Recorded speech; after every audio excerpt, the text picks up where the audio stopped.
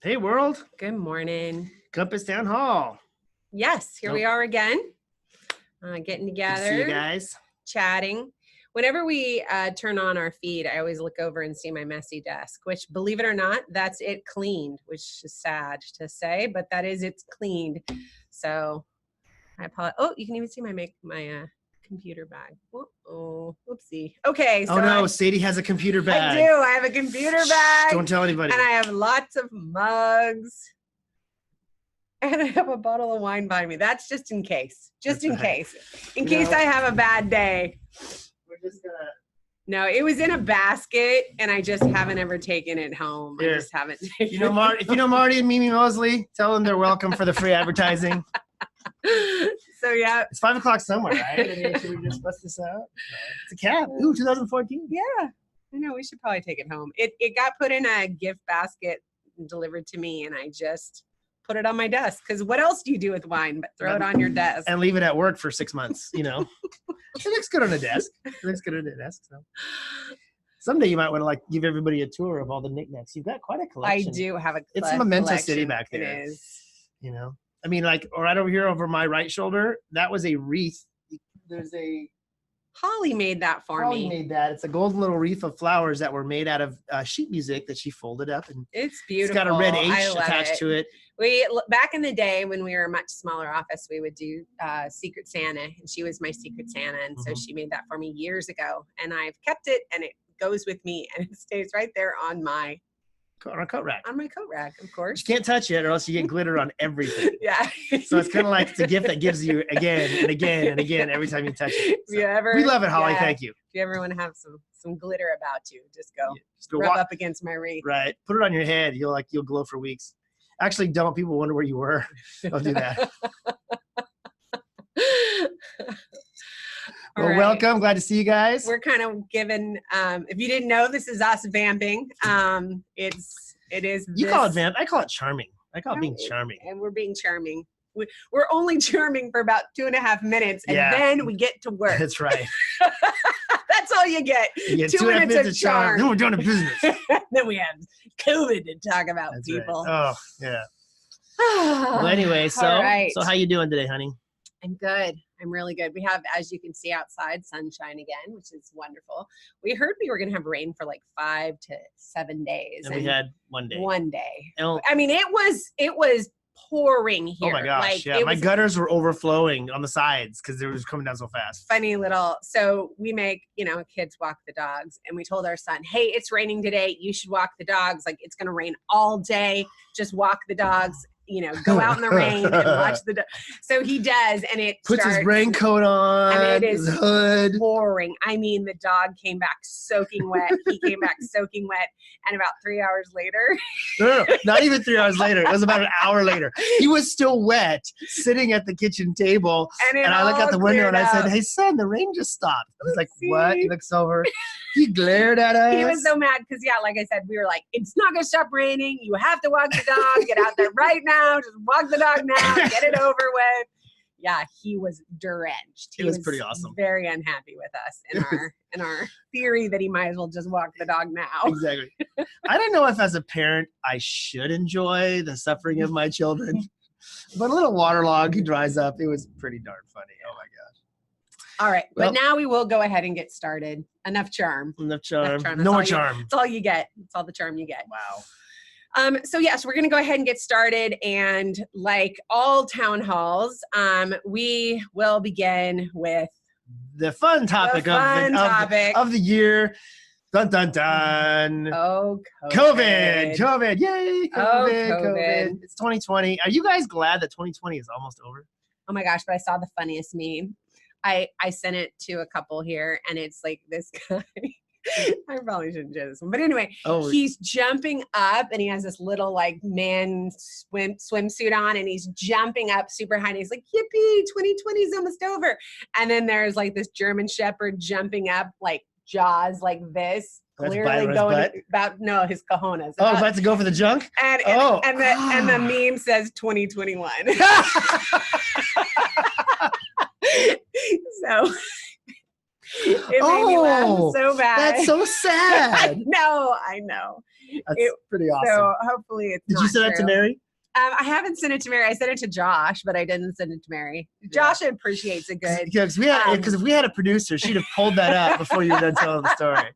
Anyway, I can share it out with the whole company if you guys want to see the meme with the guy saying, "Yippee! 2020 is almost over." Because that would be really approachable. Nothing would be as professional as the CEO of a company texting out a picture of a man about to be bit by a dog on his genitals. That would be the epitome. That's hashtag YouTube moment right there. That's really terrible. Okay. Oh my gosh. All right, but back to COVID, and it is super serious, of course. But we have to. I mean, I don't know. Okay, so, I have to find my humor. I have to find my joy because it's a choice we make, and we keep choosing joy. Joy is a choice. But we need to obviously also talk about what's happening in the world and make sure everyone has all the facts and knows what's going on with COVID. So this is always your moment to shine, babe. Oh, why did I get stuck with this moment? Because anyway, because I've told everyone how much you listen to the vlogs. That's true. I pay attention. All right. Okay. You listen to data, and I do not. What do you listen to? I watch memes. Look at memes. You look at pictures of men in bikinis about the bit of the penis. Yes. Wow. Okay. Well, we all get our. We said that. Anyway, we all get our emotional nourishment somewhere. That's awesome. I'm so into you right now for sharing that story. I just want you to know that. I can't believe you did it, but I'm totally into you right now. All right. All right. So if you have learned anything about me, you'll learn that I have a congenital bent towards being different. There's a bit of a rebel streak in me, but it's not just rebel without a cause. My cause is that so much of what you hear out there, I think, is in almost any topic, whether it's coronavirus, whether it's politics, whether it's people talking about where to go on a vacation, shopping preferences. Conventional wisdom just drives me crazy because I think so much of conventional wisdom is bound up in fear or foolishness. So I try to go to the data, but I will admit that I have a slight bias against conventional wisdom just in general. But when the data points out conventional wisdom is questionable, I get really passionate. So I'm just kind of being a little self-declarative. I'm just letting you into the heart of Eric, and that's kind of what's going on. And I'm going to show you some data here. I'll explain these two slides, and I'll give you a few more points in a moment that I think will kind of give you a little bit of an understanding of where Eric's head is at when it comes to the coronavirus. Here's my headline about the coronavirus and about the COVID pandemic that we're dealing with. Yes, it is real. Yes, it has taken over 250,000 American lives this year alone. Well, it's only been this year. So and yes, when people get it, it sucks. Oh yeah, absolutely. Well, for some people, for a percentage of people, it sucks, but it's real. It is a real thing. I'm not saying it's not real. I'm not one of those guys denying that it's saying it's some conspiracy by the Illuminati or something like that. I don't think that at all. I do think it's a real thing, and it needs to be addressed intelligently and rationally and maturely. But it is not the end of the world the way a lot of people are talking. I mean, in fact, there's a movie that's coming out. Please don't go see it. I'm not even tell you the name of the movie, but it's basically about COVID-23. And basically the world has shut down and it's kind of like total, what do they call it? There's another show called Last Man on Earth, kind of the same topic. Yeah, exactly. Last Man on Earth is meant to be a comedy. I know. Just kind of I'm sure they pulled it off the air because right. Badly timed. But it's COVID-19 is not that nightmare scenario. It's not good. It's real, but it's not the end of the world. And so here, and I'm going to give you some data that I think will make that case, not because I don't want you to take it seriously, because I don't want you guys controlled by fear. And the media and it's called clickbait. People will click on websites, they will watch TVs because they hear that dunk dunk, that scroll bar, that cryon bar across the news screen. 1 million people have been infected. 200,000 have died. They'll do that because people get motivated by the anxiety and by the adrenaline rush of it, and they watch. But it's not the truth. The truth is it's real, but it's not the end of time, and we're going to get over it. So let me illustrate this. This is real data drawn from the Los Angeles Times website, which if you have a subscription to LA Times, you can go see it for yourself. And they're drawing their data from the county health departments and the state of California health departments. And this is specifically data that's related to, the chart there on the screen is specifically related to the 9 counties that Compass is present in. currently, the best estimate of active people in Shasta County, I'll start with that one because it's got the lowest percentage in the population of our 9 counties, is 186 people. Shasta County has 180,000 people, which means basically 1 out of slightly less than 1,000 people has an active contagious infection. Furthermore, 0.7% of all the people who've ever gotten coronavirus in Shasta County have passed away, which is a not a very low, but a low death rate. If you guys remember, when this thing first started being talked about in February and March and April, they were proposing a 2 or a 5% death rate. I mean, and we're factors lower than that in Shasta County. When you look at this chart and I'm just picking Shasta County because it's the top one, and right now Shasta County has the 5th highest rate of increase in infection rate in California. We're having an outbreak up here. So in the middle of outbreak country, those are the numbers. Still, you got to be in a room with 1,000 people to be in the room at the same time with one person who has an active infection, and then you have to be within 6 feet of that person without a mask. So now, to be fair, though, I mean, we personally know people that have had COVID, so it's not it's not like it's so rare. I just got my hair cut today from a gal who's returned to work from having COVID, so it does happen. For her, she goes, it was like she felt like she had an allergy attack for 2 weeks. Her husband had a more severe case, and he said it felt like a cold. And they're 50 years old plus like me, and they're both kind of big. So they hit a lot of the comorbidities and they're fine. And so, yeah, it's scary in one sense, but she said they were more mad that they had to stay home. She's a hairdresser, and so her only income comes from when she works. So she was more mad about the 2 weeks of lost income than she was about the COVID. But that was her story. I know other people who did go in the hospital. We have, I have a friend from college who was really, really sick. Exactly. And she's my age. Mm-hmm. Exactly. So it is real, and I don't want to say it's not real, but I don't think I don't think we as a population need to be living in fear of coronavirus. And so we need to speak hope and life to each other, because this is not the end of days. This is not I do not believe this pandemic is going to be with us for all time, and every year we're going to have to watch 250,000 people die. I don't believe that. And there's some reasons for that I want to point out 2 of them. One, we're better at dealing with it as a disease. Since this thing began, therapeutics and medical treatments are better. Doctors are better at diagnosing it, about recognizing, and about treating it. We have better medicines. The chart below is a picture of intensive care and hospitalized patients who were hospitalized because of coronavirus. It goes back to April, and it's up to yesterday's numbers. On the far right of that chart, the light color is people who are just in the hospital. The dark blue color is people who are in ICU. And the ICU is the scarier part. That's when people could be on ventilators. That's the scary part of the hospital. But if y'all remember way back in March, 2 weeks to flatten the curve, remember that? The purpose of that was because we didn't want that curve in March to suddenly look like August there, and then have all of our ICU beds get filled up like happened in Italy, because then the medical system would be overwhelmed, and then we really would have a manifest crisis, not just a potential crisis, a manifest crisis. Well, we did that.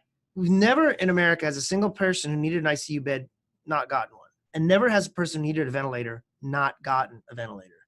But right now in California, there are 2,000 ICU beds open right now as we speak.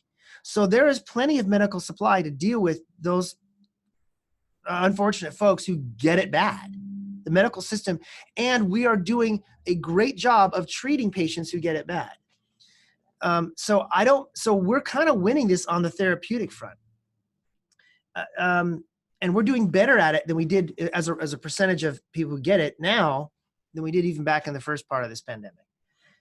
2 other little facts I'll give you is that, just to remind everybody, 13% of the people in California who've had coronavirus are over the age of 65. But 76% of the people who lost their lives to coronavirus were over 65. That means 87% of people who have the coronavirus, that's the rest of us under 65, we're at super low risk. The risk of death for those of us who are under 65 is not even half a percentage point. So for those of us who are under 65, we're going to be okay. And right now, you talk about all these increased rates of infection, like 85% of the people who are getting it now, and it's an inclusion rate, are under the age of 45 because young, healthy people are out there running around doing their thing. So we're actually, as a society and as speaking of America, because we do have the best healthcare system in the world, we're doing really well when it comes to, managing this crisis. It is tragic that we've lost so many people. It is really, I don't diminish the reality of that. That's a bummer, but it's not overwhelming our world. It's not overwhelming us. The last one thing I'll point out is about vaccines. I know some people have strong opinions about vaccines. I'm not going to get into that because as a society, we're kind of on the vaccine track as a main way to overcome this. So just whatever you may think about it. My wife kind of has some questions in her mind. That's fine. You can have those. But thank you. Yeah, I'm not going to. Thank you for permission to have questions. Okay, so all right, all right. Anyway, no, go. Anyway, the first two vaccines that have gone through stage 3, about 100,000 people have taken the stage 3 test. It's been 95% effective at preventing coronavirus infection in those folks. About 3% of those folks have come up with the side effect. It was a headache. So it's really, really. Usually it takes 7 years to develop a vaccine. They're doing it in 6 months. It's really quite astounding what they're doing, what the medical community is doing. And right now, those same scientists are projecting that they'll have enough manufactured to begin distribution to first responders, then the medically fragile in end of December, beginning of January. And they're estimating that to get to herd immunity, it'll take about another 130 million doses of the vaccine. And that there's a real possibility that we could come out of this tunnel by the end of spring, early September, because we'll have herd immunity, which means 80% of Americans would be protected either by already having it or needing the vaccine. So there's really real light at the end of this coronavirus tunnel. So we just got to keep doing what we're doing, keep our social distancing in place, because that's the best defense against getting infected is keeping distance from super spreader events or whatever, or being smart about that sort of stuff. Wear your masks, especially if you're on shift. Take care of yourself, but don't be afraid. We're going to get through this and we're going to be okay. Okay. All right. So that's our 10 minutes of COVID. We are now going to be moving on to my new favorite part, which is I get to have coffee. Proverbially, I actually just have water today. Sorry. But we want to see if we can find Jeff and Joelle, and they are in the San Jose area. So you guys can turn your camera on, Jeff and Joelle. Let us see your lovely faces. It's been a long, long, long time. All right. Are we going to see you? While they're still coming on, one of the ways I used to always get to see Jeff is, hi, Jeff. How you doing? Fine. Hello. Oh, we are. You got it? We can totally see you. Yay. Hi, guys. Hi. So good to see you. I was just going to say, one of the ways we used to always get to see you is because you were your own pro in your home, right? Yeah. Yeah. So you'd come to the events and hang with us and because you took some leadership in your own home that way, right? Yeah. Yeah. Very cool. So do you remember any of our events? Did you have a favorite you like going to? We went the team leader event. Yeah. The one that was in Vacaville? Yeah. Yeah, that was fun. That was super fun. Yeah. All right, super cool. Hey, I see you have your Giants posters behind you. Yeah. Yeah. Did you get to watch any of the games this year on TV? Yeah, a little. Yeah. Little bit. Yeah. How much did it upset you that the Dodgers won the World Series? I know, bad. Yeah. It really hurts a Giant's heart when the Dodgers win, right? 2020, what have you done to us? No. For those of us who like the Dodgers, that's not the answer. I miss seeing everybody. Oh, we miss seeing you too. Gosh, it's been a long time. Yeah. So what have you been doing for fun during these crazy times? Not much. Not much. We got a new van. I was able to get a new van though. Well, that's awesome. A new van. That is awesome. Yeah, I know your van was giving you lots of trouble, huh? Lots of trouble. Yeah, it's no fun to have a van that doesn't work when you need it to. So right. I'm glad you got a new one. Yeah. Did you take any fun drives this year?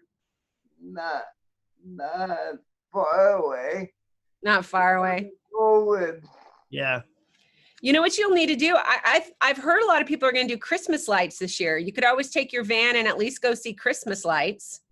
That'd be a socially distant event that you could do. Yeah. Get out, see the Christmas lights.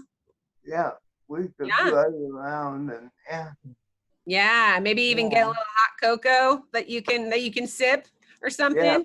That's my favorite way to do Christmas lights. Yeah. Oh, when we're not stuck in our homes because of coronavirus, what kinds of places do you like to go? We watch movies. We go out to eat. What else do we do? Concert events. Like that. Yeah. Yeah. Jeff is always a great attender of our events. That's how we've gotten to know each other over the years. Yeah. Yep. So good to see you. It's almost 10 years, Sadie. 10 years? Wow. Oh my. Yeah. Wow. Time super goes fast. Joelle, how long have you worked with Jeff? Actually, 11. Woo! You got your fact checker. I have my fact checker too. They're very helpful. Joelle, how long have you worked with Jeff? July 2009. 2000. Oh, wow. No wonder you know how long he's been there. It's almost been the same amount of time. Yeah. Crazy. That's so awesome. You remember? Yeah. Yeah. Yeah. And I know you have a great place you two share together. It's awesome. All right. Well, we're super grateful to see you, and we cannot wait, Jeff, to see you and Joelle in person again soon. We will hopefully, like Eric said, maybe some good news on the horizon, maybe sometime next year. But this was fun to stay in touch, and good to see you again, sir. We love you guys. We love you too. We'll see you guys soon. Thanks for joining us on our town hall. Thank you. You're welcome. Thank you. Bye. Bye. See you guys. Bye.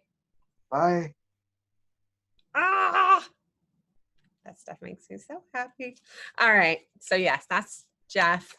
And he is just an awesome human being. He is brave guy. He's had his health challenges, and he's determined to have a full life, and I admire that about him. Yes, absolutely. And Joelle's been a phenomenal staff to him for such a long time. They've had, a really steady relationship, which of course we super appreciate. So it was so good to see both of them.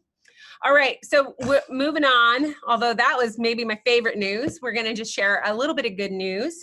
We actually have a whole good news section where we're actually going to talk about what we're grateful and thankful for. So we're going to be brief on this section of good news because we're coming back to good news shortly. But the first thing that we want to say is, and I just kind of mentioned it to Jeff, what retreats did he enjoy? We are doing retreats again. And I just want to encourage everyone to, obviously do what feels good to you and feels safe, but we are making sure there's a safety plan. We're going to make sure that we have an ability to test people before they go. So everyone that goes on our retreats will be safe and know that they're safe. And this is what, I don't want to say this, even though I just spent 10 minutes explaining that we don't need to be deathly afraid of the coronavirus, we're still going to be working hard to reduce the likelihood that anybody's going to get it, because we don't want anybody to get sick. They don't have to. Right. So the retreats, people will be tested before they go. So we know that everyone that is headed up there is COVID free. And then we're all going to a place called Coffee Creek, which is a little ways away for those in San Jose or in Redwood Coast. So we're going to make some of the retreats a little longer. So if you're coming from a distance, you can have a little more time to enjoy yourself. So there will be 4-day and 3-day retreats. And we're going to do different types of retreats. We have some ideas. We want to do a spiritual dream retreat. We're also calling it, it's also going to be called COVID detox. Get the yuck off and look forward and have some dreams. I'm really excited about that one. The other one we're talking about is having an outdoor adventure. And Melanie in our Sacramento area has suggested we even bring tents up and we'll camp, and there's an outhouse there so you can get your rough on if you want. I've seen the outhouse. It's actually, as outhouses go, it's not too rough. There will be no splinters in the butt in that outhouse. Just saying. So anyway, it's a beautiful place. We can't wait to share pictures and show you where we're going. But we do right now need you to take our call. We're calling all of our clients in ILS and in SLS, and we're saying, hey, what kind of retreat do you want to do? Well, first, do you feel comfortable and safe to go on a retreat? And if you do, what kind of retreat would you like? So that we can have the right number of retreats and the different types of retreats. We also, one of the other ones we're suggesting is a spa day or a spa and self-care, which I'm really excited about. So there's some fun things we're going to do to get together and spend some time together. Yes, see, Eric won't be on that one. So if you want to see Eric, don't go to that one. The other way we're going to help. Are we going to have the all beef and potatoes retreat? You've mentioned that before. There's no currently, although I do think it would be really fun to do like some sort of barbecue retreat. Like a dude's retreat. Like a retreat that like men can be men and not feel bad about being man. Or a female that really likes manly things can go too. As long as you're not going to judge me for eating beef and potatoes. Yes. And not vegetables. Well, don't hang out with him at all if you're going to judge him about not eating vegetables, because that's every day. Seriously. It's not just on a retreat. Then one of the other ways we're going to keep people safe, and this is definitely some good news, is we've been able to secure some finances to keep people safe. And one of the ways we're going to spend is make sure that we have, Jeff was mentioning his own van. Congratulations on his van. But we're going to go ahead and purchase some more vans for Compass. So in every region, we'll have the ability to take individuals in a multi-passenger van where everyone has been tested before they get in the van, as well as a wheelchair van and a couple private vehicles if necessary, so that we are using our own vehicles and then can sanitize them and keep them safe. So we're really excited that we are going to be able to provide even more vans throughout our community, because that is sometimes that's the only way people can get out, and obviously it's a safer way to get out. Mentioning to Jeff about going and looking at Christmas lights, I really do hope we use our vans this year to help people get out safely in the community. And so we're going to get those vans as soon as we can. We already have some vans, so reserve a van, and obviously they first have to go to medical needs and those kinds of things. Absolutely, we have to make sure that that's our priority.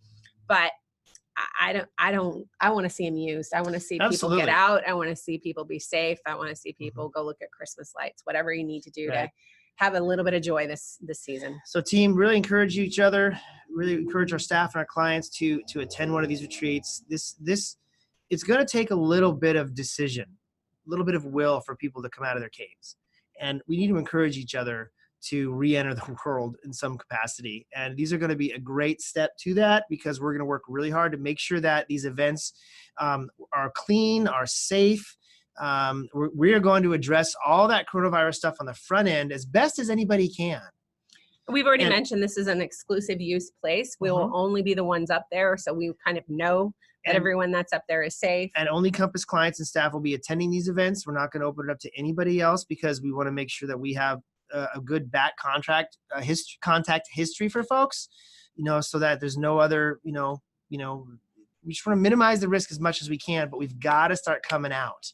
And this in 2021, unless you want to be that guy in that picture that Sadie was talking about, we want to come out of our caves as much as we can in 2021. So please encourage each other to find your courage and come out. It's not going to really start until May, so there's going to be plenty of time.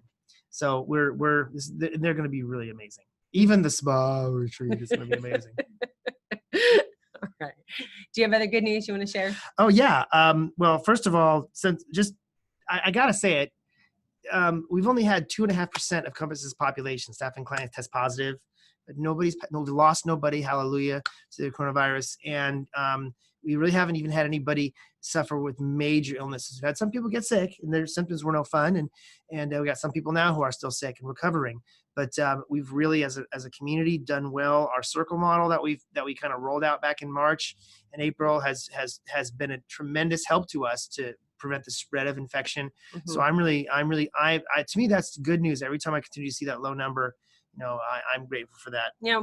I mean, in some ways, one is too many. Like we understand that it just sucks when someone gets sick. And if someone is lost and he's one of yours, ouch. I mean, yeah, that's our hearts go out to you. I mean, so it's always this kind of balance between trying to make sure we give, the right safety messages and the right message to anyone that's currently suffering or sick, as well as anyone who's been sick prior, that we do know that this just really sucks and it's our real. Hearts go out to you and it's real. But on the same token, or on the other side, on the other hand, maybe we have two hands. On the other hand, how do we make sure we're moving forward and being brave and just using wisdom? There's a difference between fear and wisdom. Wisdom should lead us, not fear, and that's what we're looking towards. But we did get some PPEs.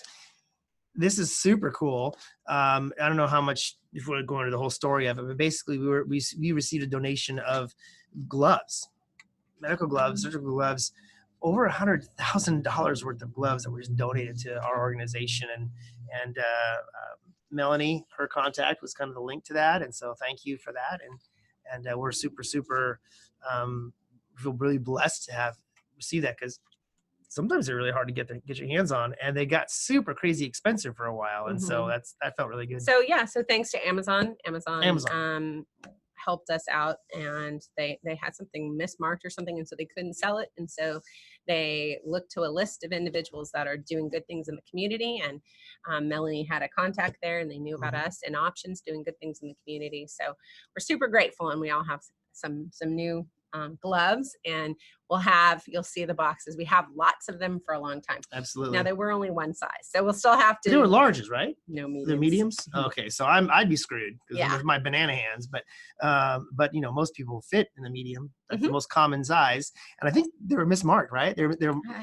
I think so. Let's keep praying that Amazon accidentally mismarks its product. All right, we're moving on to updates. So we just have a few updates, and we'll be brief about this part because much of this has been discussed multiple times. The first thing that we want to talk about is just really fun. We have December 17th. We'll have our last town hall of the year. Now we are going to move them. So next year we'll be doing town halls again. We're going to move them to every other month. We're going to be doing one that's open to our entire community. So we'll do 6 of them a year. And then we'll have on the off months, we'll have a smaller one for some admin leadership teams, so we can also cover some things and not feel like maybe we're as repetitive as we are now. So we're going to do 2 different formats, but every month we'll be having a town hall. And but this is our last one for this year, and so we thought we'd make it a celebration as much as we can. We'd like you to wear your ugly Christmas sweater, or your pretty one if you like a pretty one, Christmas sweater to the next town hall. And then we're going to have a season, instead of having a coffee talk with someone like Jeff, I'm going to have a coffee talk. We're all going to just pop on with our Christmas sweaters and enjoy everybody's. So if you wear a sweater, you can't just pop on because you're a nice person. You are, but you got to bring it. You bring the sweater, you bring the Christmas attire, then we'll put you on camera. So we'll have some fun. Eric has a sweater he plans on wearing. I'm not going to say what it is. No. You don't want to say, Stephen, it's a light up one? I'm going to say, though, that, if you get seizures with bright flashing lights, you might not want to look at the screen when I'm on, because it'll be like, it's not a Pokemon sweater, but I'm just kidding. Anyway. So Eric and I will be in our ugly Christmas sweaters for our town hall on December 17th. I didn't say it was ugly. I didn't say my sweater was ugly. I say it's ugly. But we're going to be doing that December 17th, as well as announcing all of our winners. So our fish winners, our value winners, our employee of the year winners, so many winners, so many winners. So we're going to be talking about those people, talking good about them. So definitely we're going to be reaching out to people, making sure they're aware of it so they can hear all the nice things we want to say about them.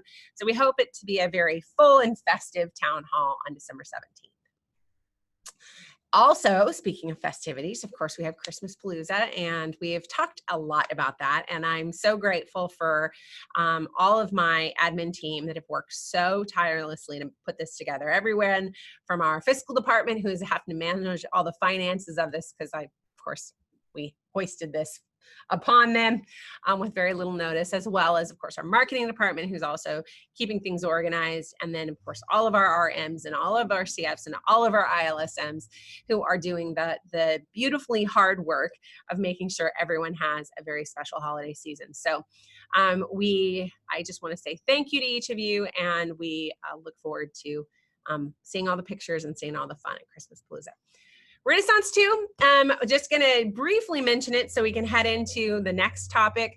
We're continuing to make progress on this. We really do hope that as it rolls out, you see the benefit of it. We have a lot of effort and time we're spending on it. We spent lots of time talking about it on a whole vlog series. So if you would like to see the vlog series, please go check that out if you want to know details about it.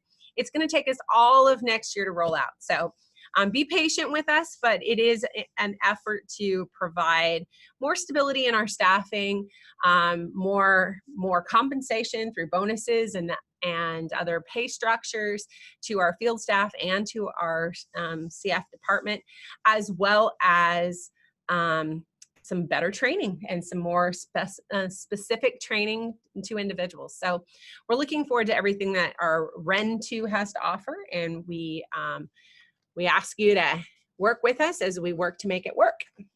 All right, next, moving on. So we were asked to come up with what we're thankful and grateful for in this holiday season and spend a few minutes on this and reflect on the year.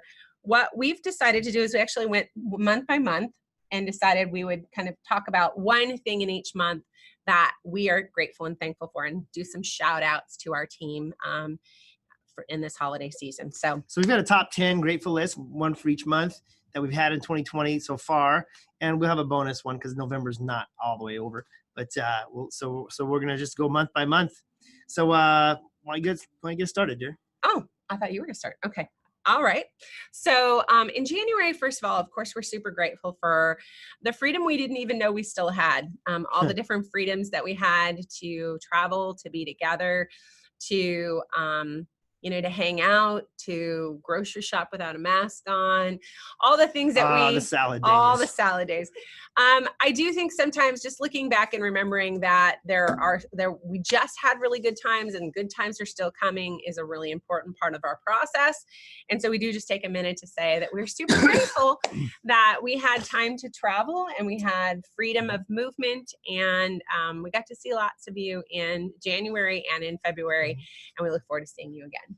Well, speaking of February, one of the things that we're thankful here at Compass is that we got to get to know all the folks out in Ukiah. So when that agency out there decided to stop serving, and Compass served as once again a life raft for its I think it was 19 clients and upwards of 50 team members, close to that. Moni. It was a privilege, and we're thankful for how for the contribution to our community and what they've brought. Yeah. So that was pretty cool. Super grateful, and grateful that we didn't know March was coming. So we took it on without fear. But in March, I just really want to give my heartfelt gratitude to our field staff. I was just reading an article about really our industry and how we don't get the credit we deserve. It was actually a ridiculous, I was going to send it out, but it's a really, really, really, really long article. But the gist of it is that, we have so many heroes in our midst, and I was so impressed in ILS and in SLS, the individuals who stepped up, did creative things to even get to work. So we had situations where people were stopped by the police and other crazy situations, and people continued to show up to be present for clients. And it was inspirational and remarkable. And I don't think we ever should take lightly what incredible heroes we have amongst us that are willing to do this line of work and do it in this community. So we're super grateful for our team, and specifically, our field staff, like I mentioned, and then also our human resources department, who had to pivot multiple times and write letters to make sure people could continue to get to work and get to work safely, and made sure we had policies and procedures, and made sure that we had a safety video everyone watched anyway, and so on and so forth. So we're super grateful for both our admin team as well as our field staff and how we work together in that season. Oh, that's right.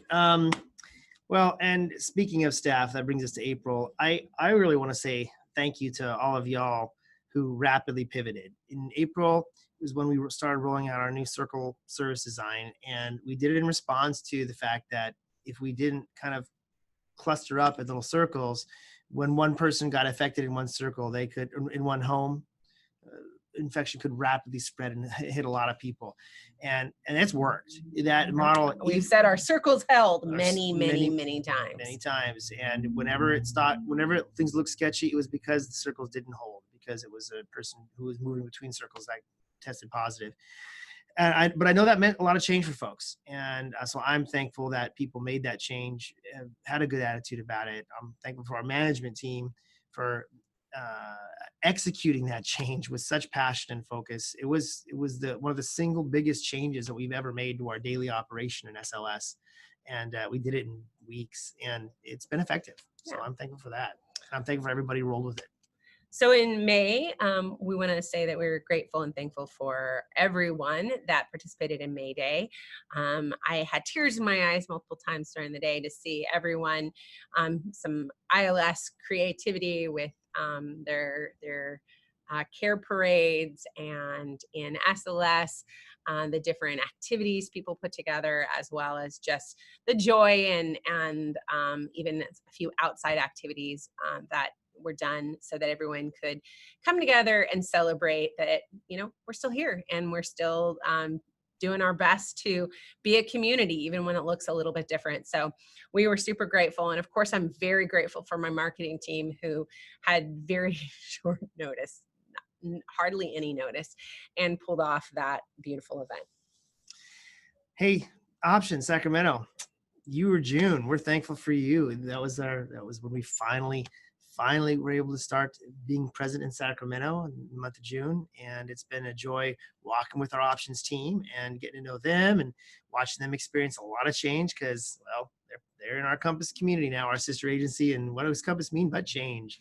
So we are really thankful for them too.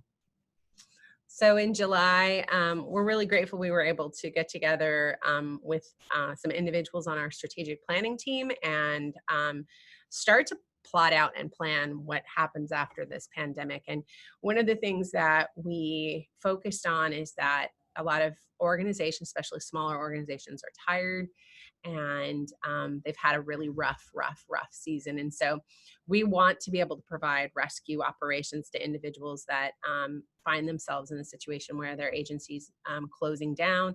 And that's going to require us to really think outside the box, be creative, and have systems in place. So we were so proud of our team, and a little nervous for the future, but aware that it's just not in our heart to turn people away. And so we want to be ready. If it doesn't happen, it doesn't happen. But if it does happen, we want to be ready. So we were super grateful for our strategic planning team, who said yes to an unknown situation, but yes to the possibility of quote unquote rescuing organizations like the one that happened in Ukiah, when the organization says they no longer want to be able to provide service. And so we step in and we continue to provide a service. August starts with an A. You know what else starts with an A? Andy, our training manager. We got to bring on Andy in August, and we're bolstering again our training department. And he's a brilliant man. Cool to have a bona fide PhD in social work on our staff, who can really help us up our quality of our trainings and our and our validation of those trainings are working, and bring some real leadership to that space. We're thrilled to have Andy on board, and he started in August. And in September, we started to see movement. We started to see some people join our organization. So I'm really grateful for our team builders and how they have pivoted over and over again, just like every other department, to make sure that we can find staff. We had to take our entire process virtual, and they figured all that out and started to really bring on staff at a decent speed. But we're also really grateful that overall, although ILS has experienced really traumatic problems with their retention, and that's due to the fact that they had to completely change the way that they provided their service, and not everyone wanted to make that change with us, but those who did, I'm super grateful for you. But overall, as an organization, we still have maintained just a 35% turnover rate, which for our industry is incredible. And so it just really speaks to our leadership and our teams and the dedication of our staff to continue to provide service, even though I know many of you are very, very tired. So my hat goes off to you, and my thoughts are with you as you continue to do this hard job in a really hard season. October, we had a fun event. It was spread out. It was unlike the way we normally do it, but we had Management U in October, and that was pretty cool. We got to all of our new managers. It just kind of spoke to how many people we've hired in the last 12 months in leadership positions. I think it was 40 people. That's really something else.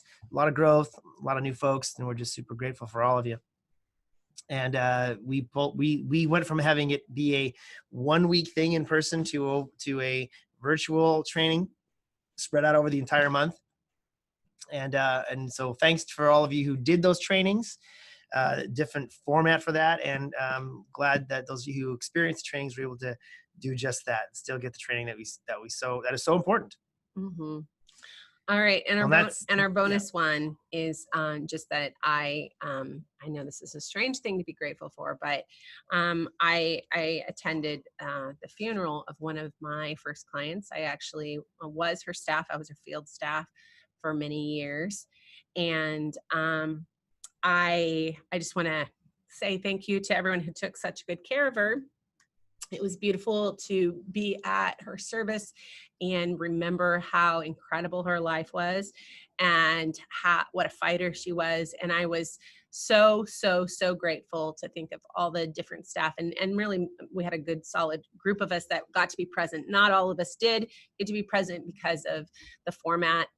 Only so many could be in the room. But to be there and to really reflect on all the different caregivers, some who've become really her friends. She had a couple really amazing caregivers that had become her good friends, and to see that and experience that continue to make myself ask, what more can we do to make sure that everyone gets a full and creative and amazing life of their choosing. And I'm so grateful for each and every one of you that helped Izzy do that. We did also hear that a handful of folks were feeling a little left out because they couldn't attend the private ceremony, and it was, as Sadie said, it was limited amount of space and people that could be in the room for COVID reasons. But so we are going to put together some sort of virtual memorial service for folks to participate in and that share their memories. Won't just be in honor of Izzy. We've suffered a couple really non-COVID related, but some losses this season, and so we know that many weren't able to be present for any sort of service. But we want to do something to just honor memories as well as give people a chance to say goodbye. Absolutely. So that'll be coming. So stay tuned for that. All right. Well, so those are some of the things that 2020 there's been a lot to be thankful for in 2020, and it's important that we keep that perspective on that even during the middle of a year of trauma and whatever term you want to use to describe 2020, there have been a lot of things that deserve celebration, deserve gratitude. So really encourage you, when you sit down with your loved ones as you can over the Thanksgiving holiday, take a moment to say some things. It's an exercise that we do at the dinner table. I mean, we don't sit there and stare at the food and let it get cold. We'll actually eat while we're doing it because I want my turkey hot. That's just whatever. But we'll actually say, everybody at the table, what is something you are thankful for? And it's important to do that exercise. It's important to demonstrate gratitude, because whatever you talk about, you get more of.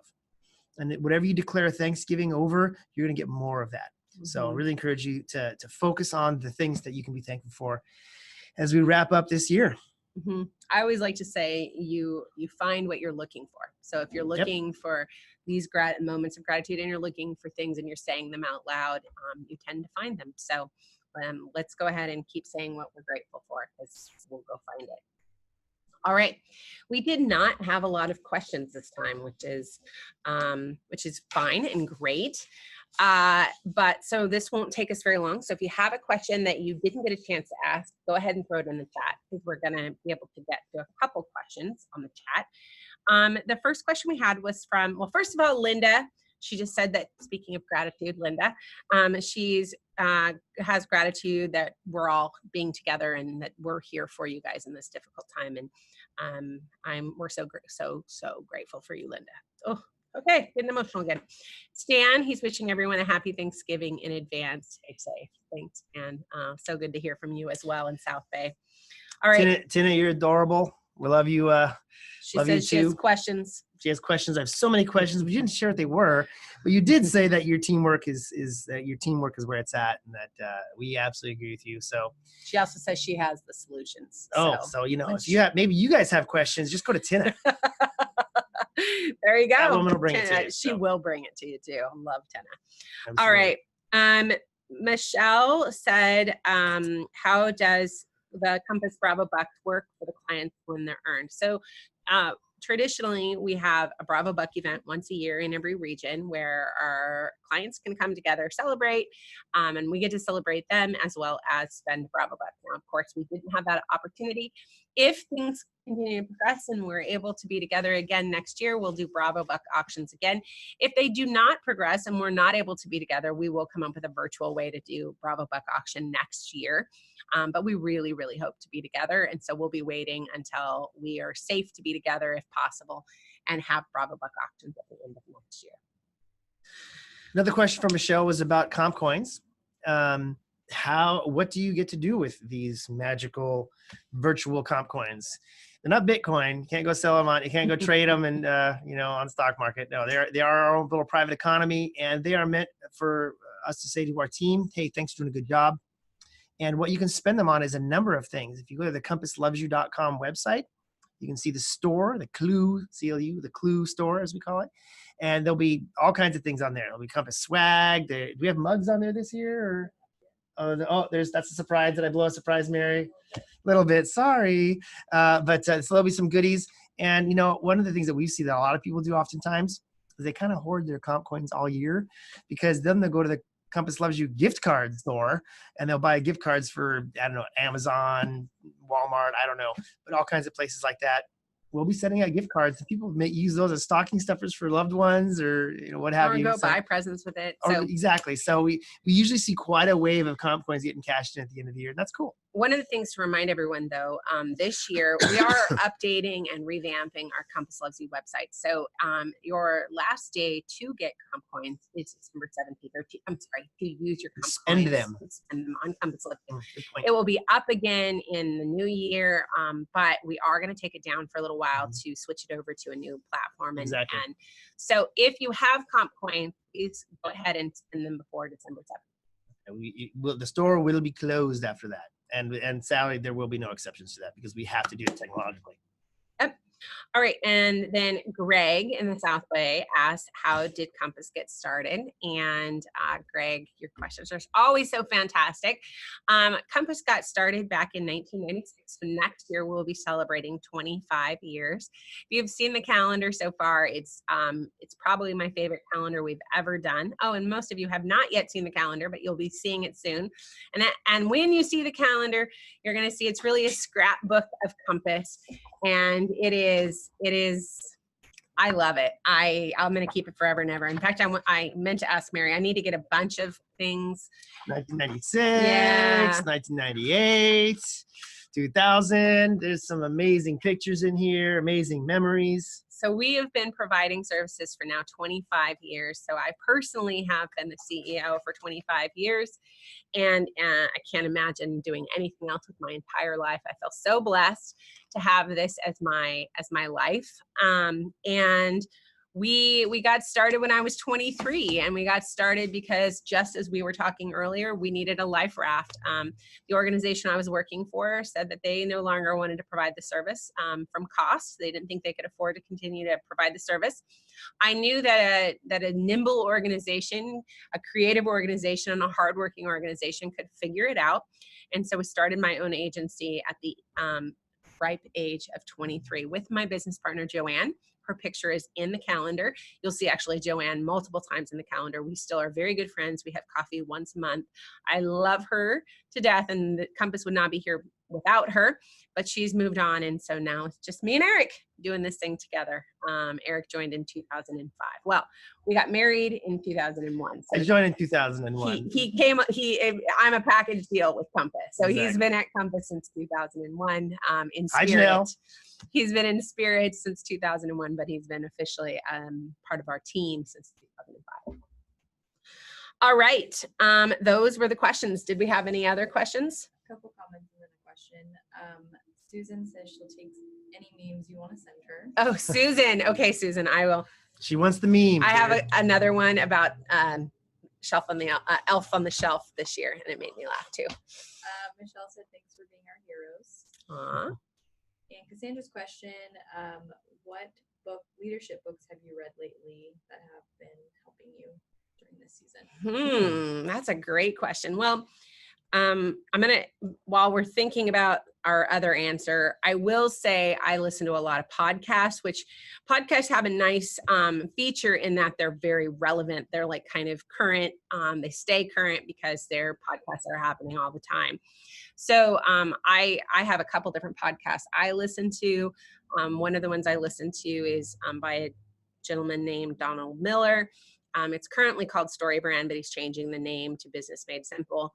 It is a business one, not necessarily a leadership one, but it's really good. Go ahead. I was gonna let you finish. Oh, well, I'm trying to think of the other. A couple other podcasts I listen to, but I'm trying to think. I can't think of one right now. Seth Godin also has a really good one as well.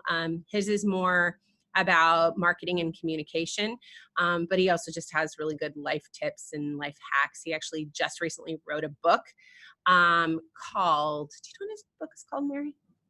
Shoot. I almost had it. The Pattern? No.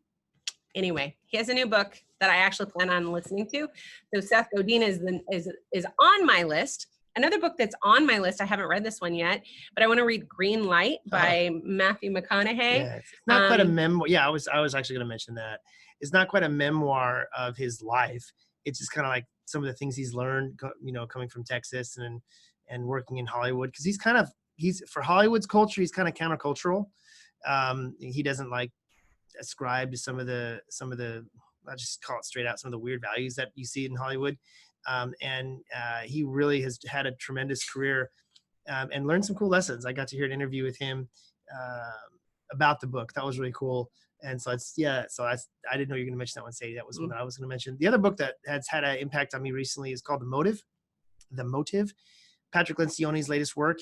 Patrick Lencioni is the guy who wrote Ideal Team Player, 5 Dysfunctions of a Team. Those are 2 books that have really impacted our culture and the way we lead. But this book, The Motive, I found quite compelling. And the message of that book is basically, why do you want to be a leader? And what's your motivation? What is your motive? Is your motive because you've worked hard and by golly, you've deserved the right to be the boss? You've earned that. Is that why you want to be the boss? Or do you want to be the boss because you have a calling to lead people and you're willing to do the dirty work that nobody else can or should do? And one of the ways that he illustrates that is, one of the tough things that bosses have to do is kind of give some awkward feedback to people.